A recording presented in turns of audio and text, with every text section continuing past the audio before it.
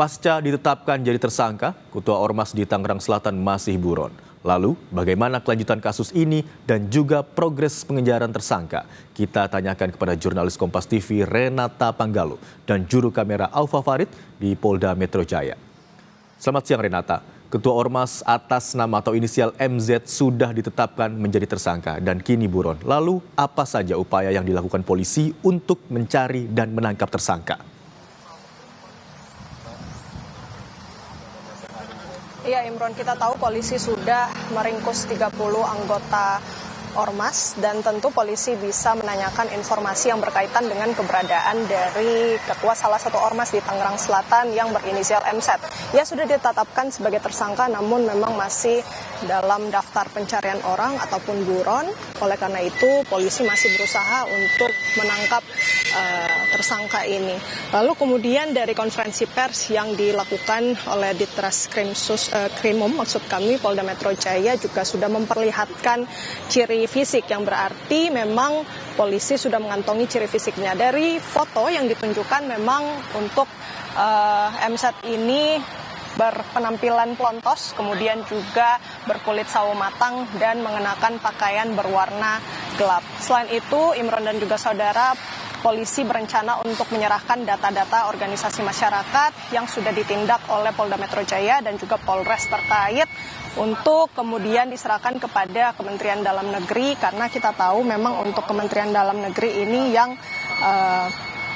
memang bisa menindak atau yang punya pengaturan mengenai ormas yang melakukan tindakan-tindakan demikian.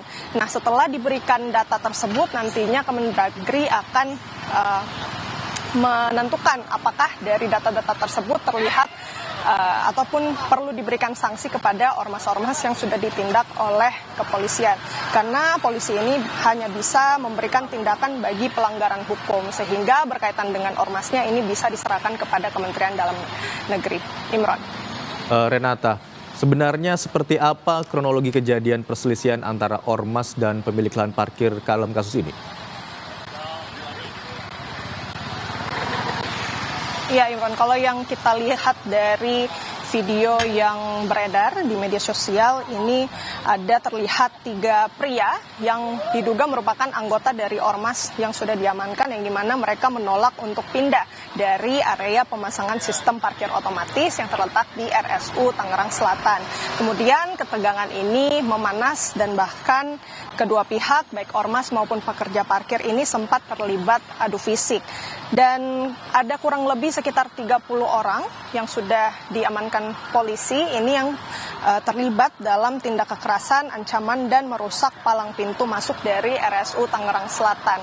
Dan bahkan akibat dari perselisihan tersebut ada 1 pekerja yang mengalami luka parah. Adapun yang menjadi pemicu dari keributan ini adalah upaya anggota organisasi masyarakat yang berusaha untuk mempertahankan area parkir dari RSU Tangerang Selatan yang sebenarnya hendak dikelola oleh perusahaan yang sudah memenangkan tender sejak tahun 2022, yang dimana ini merupakan pemenang tender untuk pengelolaan lahan parkir dengan sistem otomatis di RSU Tangerang Selatan.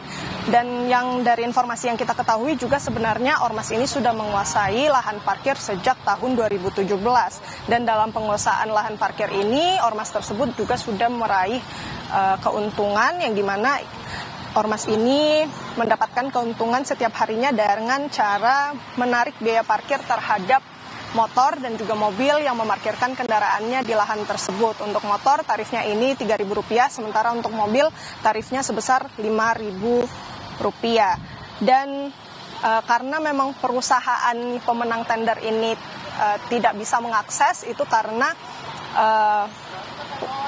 perusahaan ini dihalang-halangi dan juga mengalami intimidasi serta biasanya juga terjadi bentrokan, sehingga dari peristiwa yang sudah terjadi di hari Rabu lalu akhirnya polisi mengamankan anggota Ormas sebanyak 30 orang, kemudian juga masih mengejar ketua dari Ormas tersebut yang berinisial MZ.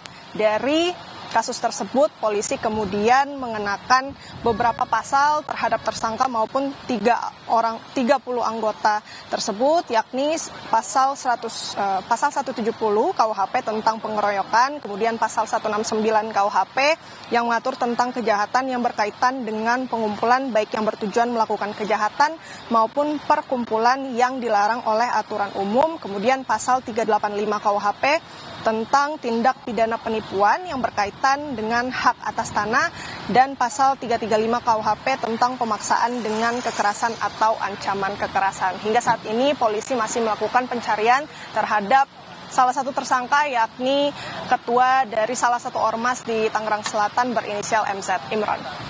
Baik, terkait kasus ini, polisi telah menahan 30 orang sebagai tersangka, sementara itu satu orang lainnya yang juga telah ditetapkan sebagai tersangka hingga kini masih dalam pengejaran polisi dengan inisial MZ. Terima kasih atas laporan Anda, jurnalis Kompas TV Renata Panggalo dan juru kamera Alfa Farid.